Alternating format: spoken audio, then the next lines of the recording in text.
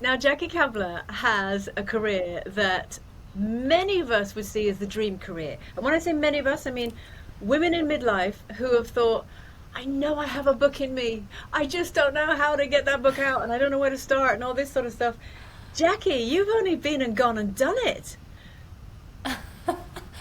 I have, and I don't. Do you know what? I still can't really believe it's happened, and it's all really taken off in the last 3 years. So well into my 50s, and it's mad. It's brilliant though, and it makes me really happy.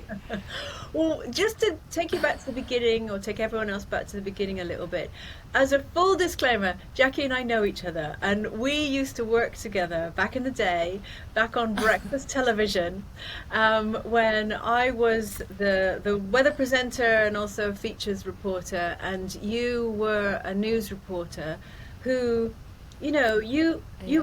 really, not only are you world class and experienced, you also reported on some incredible stories that were part of history of that time.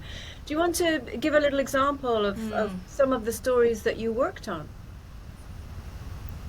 Yeah, sure. And it was great in retrospect because it really has fed into my writing as well. But yeah, I covered some massive stories. I covered famine in Ethiopia. I covered the Sower murders, the disappearance of Madeleine McCann.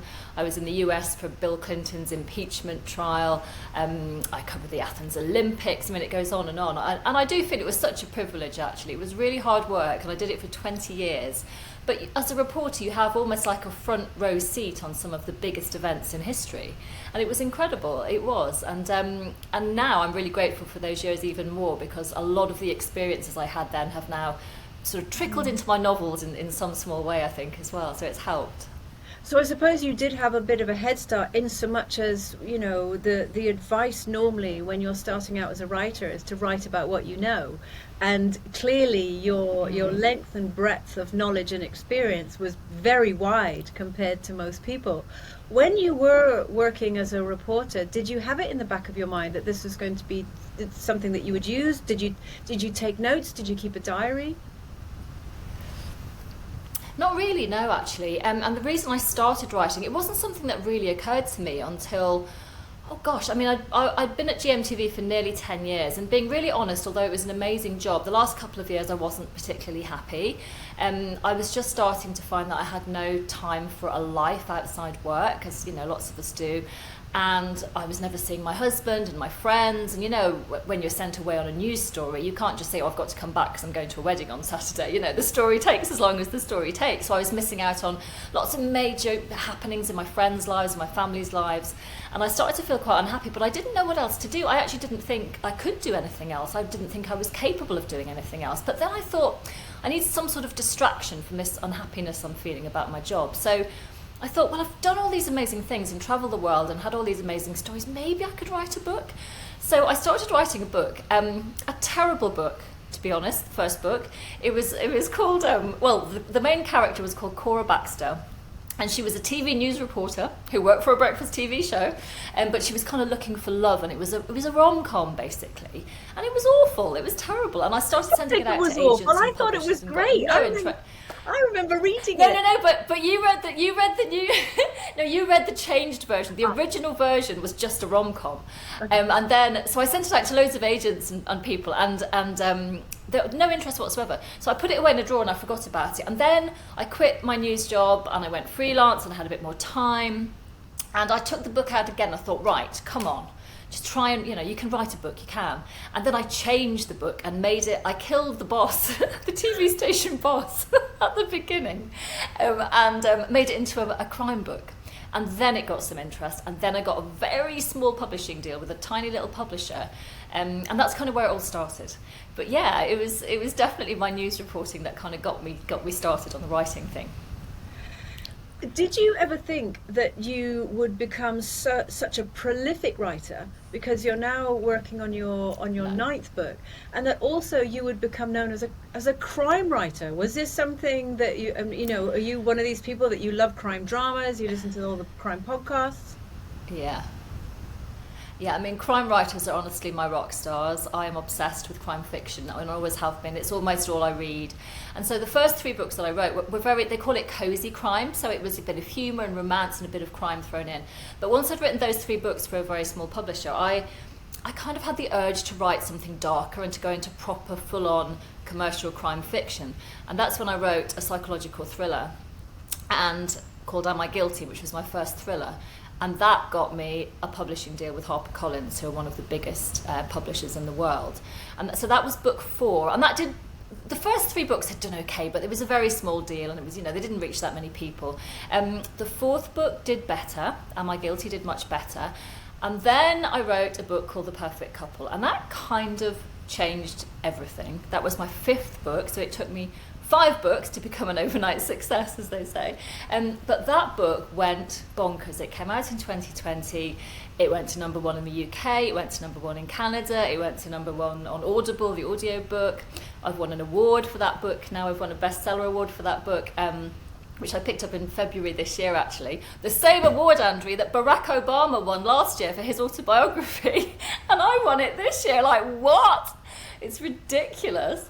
And that book just changed everything. And then, the books that have come out since then have all done so much better. And, I hit the USA Today bestseller list. I mean, it goes on. And I still can't quite believe that it's happened, that I am officially now, I can actually call myself a best-selling crime writer. I still can't believe it. I'll never take it for granted. It's ridiculous. Oh, do you know, my face is hurting for smiling for you. I'm so proud of you. That's just so literally my cheeks hurt. That's such an amazing you're so congratulations. Nice. It's just wonderful. It's crazy. I know, I still pinch myself, I'm just, it's ridiculous, but it's amazing. So, I mean, you haven't given up working to do the writing. I mean, the writing is full-time. Writing is a full-time job. You kind of fit in work around it, because people watching this will recognize you from QVC. You've been working on QVC since, is it 2012, something like that? 10 years now. This will be my 11th year. No, I've cut down to a 3-day week, and the reason I haven't given it up entirely is I think that I feed off people quite a lot, and I love my job. I do really, really, really love my job. It's brilliant fun, and I love it. But also, I think if I just sat at home and wrote all day, I'd become quite introverted, I think. And I like being around people, and I get inspired by being around people. So while I can still keep doing the 2, I'm going to keep doing the 2, I think. It makes total sense, because writing is a very solitary experience, and whilst I know I enjoy it, actually. When I'm writing, I like the solitude, I like the immersion, I like the research and the process of it, but it is also a very solitary experience. So I totally understand that you need to feed that other bit of you, which is spacing outwards and having water cooler moments and all that sort of thing. I totally get it. I remember many years ago reading about John Grisham when he very first wrote The Firm, which went on to become a global bestseller and then became a film with Tom Cruise. Now, obviously, we're talking about a certain time. This was in the 90s. I remember reading about him, and when he started, he was a lawyer, and he was working very, very long hours as a lawyer, but he had this book idea. So he would get up, I think it was 4:30 in the morning, and he would write for an hour every morning and just make himself do this until he got his first draft together for his book.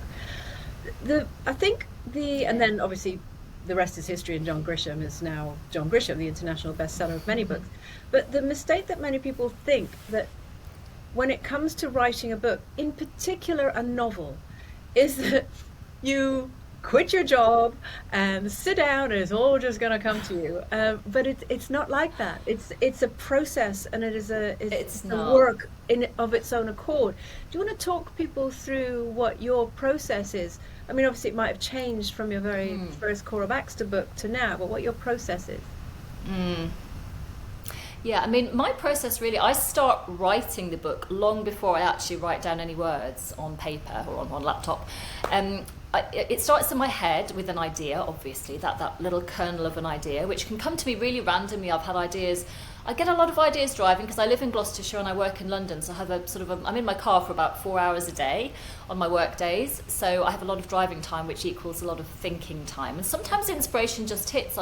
One of my Cora Baxter books, I was driving past a bridge, and this idea about a book involving a body falling off a bridge came into my head. And then, I got another idea about for my book, Am I Guilty, came from listening to a true crime podcast from America. And a little something they said in that podcast sparked the idea. So it starts with an idea, which can be a sentence, literally a sentence. And then in my head for several weeks, I'm fleshing out that sentence into a book. And then frantically getting home and writing it all down before I forget.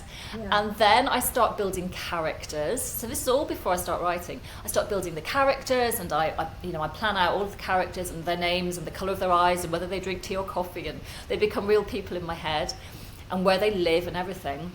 And only then do I start writing the book. So it's quite a long process at the beginning. Once I start, I can rattle through it quite quickly. But I'm only writing 4 days a week, so I'm not, writing every day, obviously, because of my job. So again, it is cramming it in. But I totally, the John Grisham thing about getting up early, I think a lot of people say, and I get this a lot from people now who say, oh, I'm going to write a book, I could write a book, but, I don't have time, I'll do it when I retire, blah, blah. And my answer, it might be a bit tough love, but I always say, if you really want to do something, you will make the time, and if you don't, you'll make an excuse. And I think that is something that is just really important, because when I started writing my first book, I was working, 16, 17-hour days, as you know, at GMTV, and I still found the time. I just watched less television, or I got up, earlier, or stayed up later, or, didn't go out for an evening and wrote instead. So I think you can always find the time, but it's hard. Writing a book is hard. It's a lot of words, It's a lot of words, and it takes time, and then you don't always get it right, and then you have to delete big sections and go back and start again, and it's just, it takes me a year to write each book, and I have a 1st of December deadline every year, and always November is a nightmare, because always, somehow, I run out of time. I don't know how. I always know the deadline is the 1st of December. I shouldn't, even in 2020 in lockdown, I ran out of time. I mean, how? I wasn't doing anything or going anywhere, and I still ran out of time.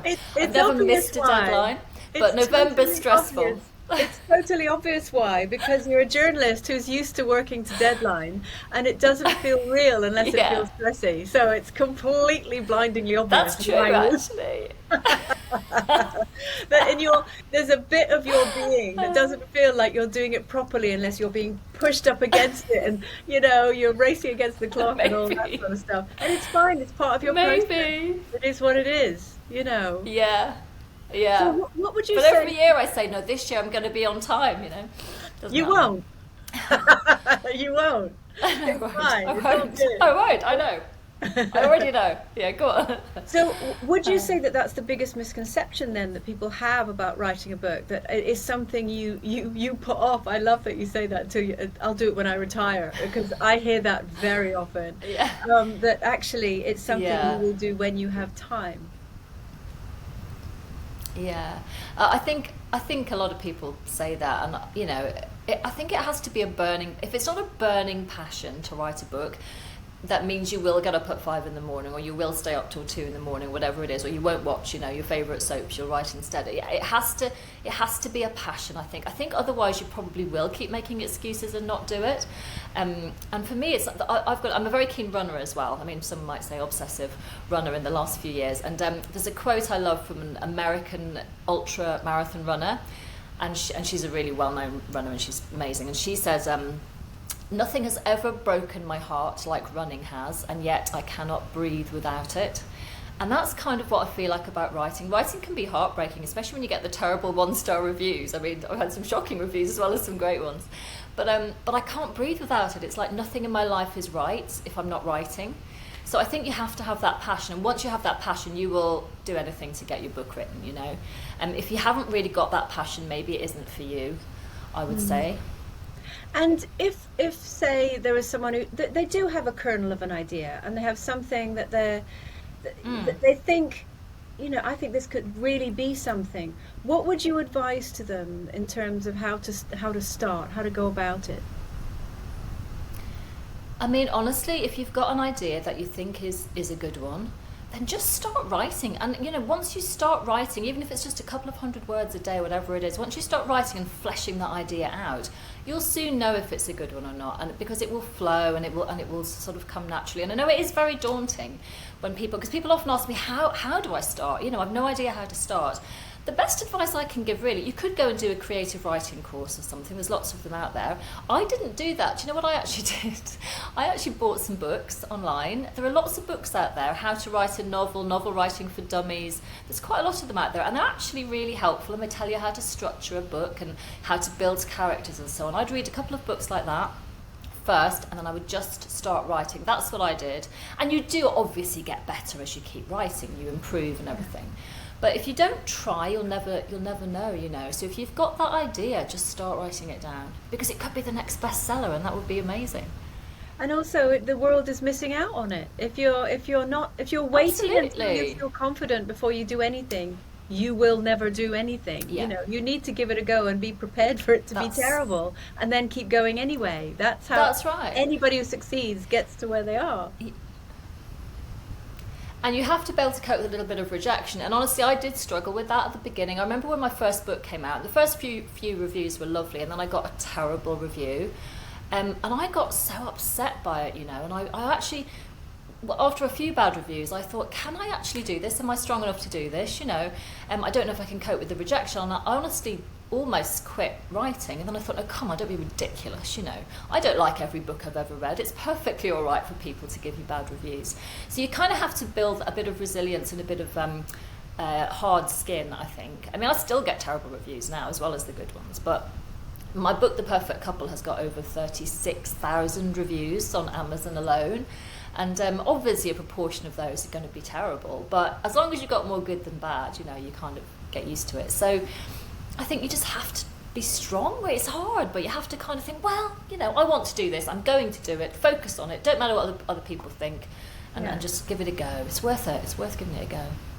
And what about getting a book deal? Because you said you started out with a smaller publisher, and then that gave you the experience of book writing, and the experience of having a deadline and everything else, and that's very much part of the process.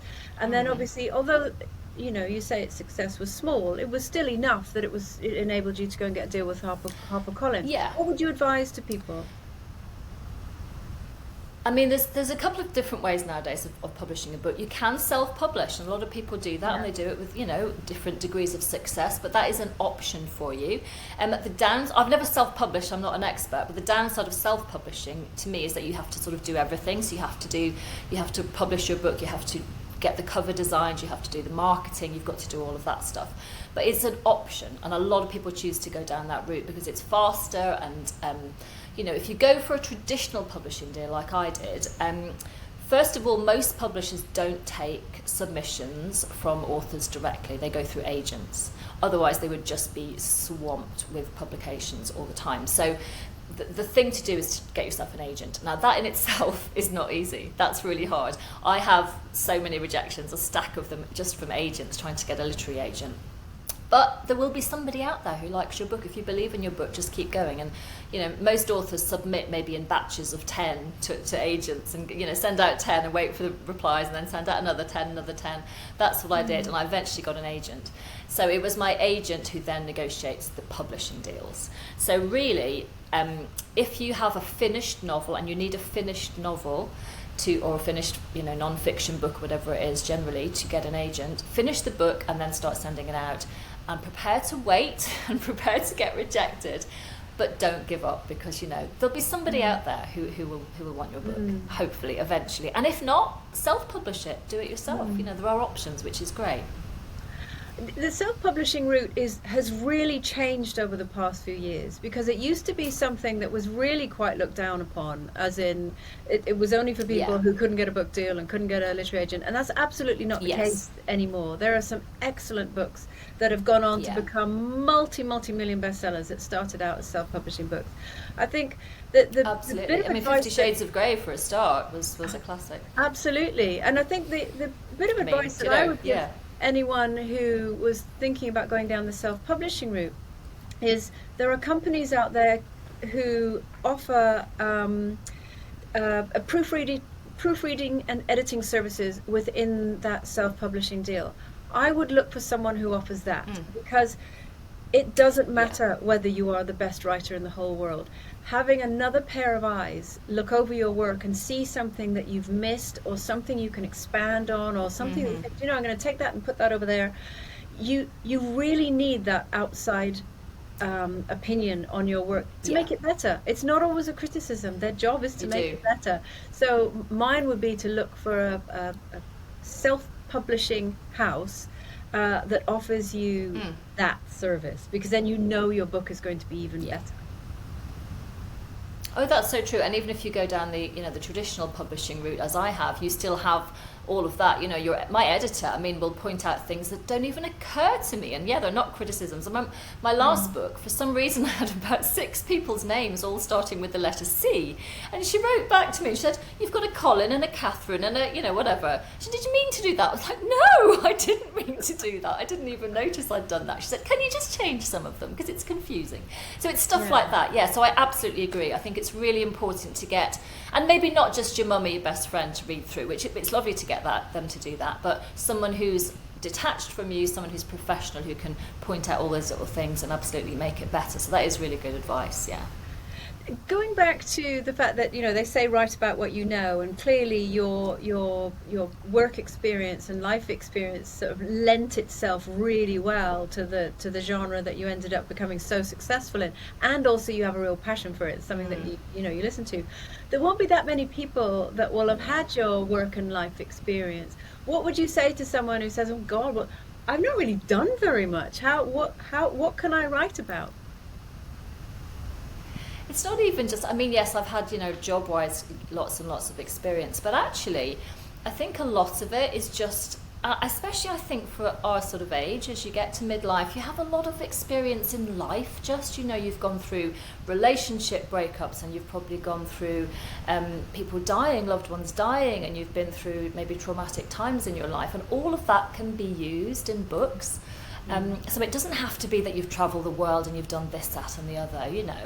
And also, so I do put a lot of general, you know, I lost my sister very, very suddenly a few years back, and my younger sister, and, you know, I've gone through other things, and little bits of that tends to feed in. The emotions involved in those sort of things feed into my books as well. So use just anything that you've got in your life, but also research. I mean, you know, I kill a lot of people in my books, Andrea, and I've never killed anyone in real life. So that's, you know, that's just coming from research and imagination.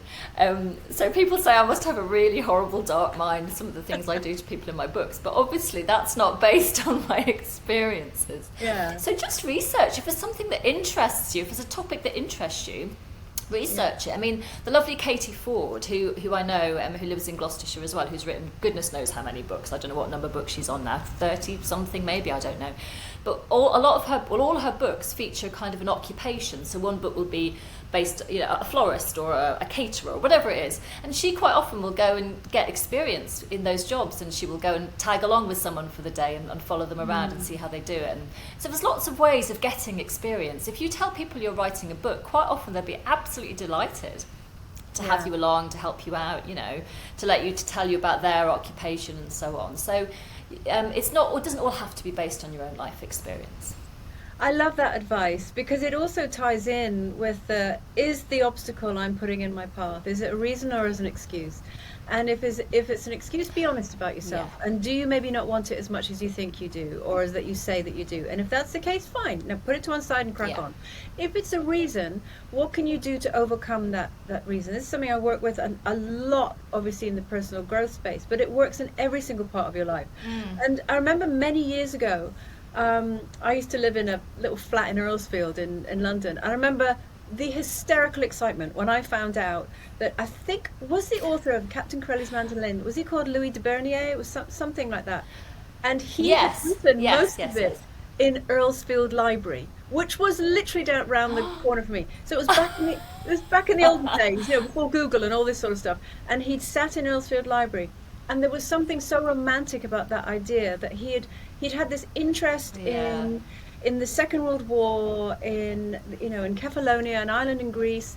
And so he went and researched it and then lost himself in his own imagination and wrote this incredible best-selling book. So there's that. But then there's also, I remember a few years ago reading a book that again went on to be a bestseller, which was a story about a woman who had Alzheimer's or early onset dementia, or did she? And I think it was called something like There's Something About Margaret, or do you know the book that I mean? Yes, I do. Yeah, I can't remember the name, but yeah. It was written from the perspective of someone who you didn't know whether they were mistaken in their thinking, that they thought something terrible had happened to someone they knew, because did they have dementia or actually were they right? Now, what I love about that book is the absolute intimacy of it.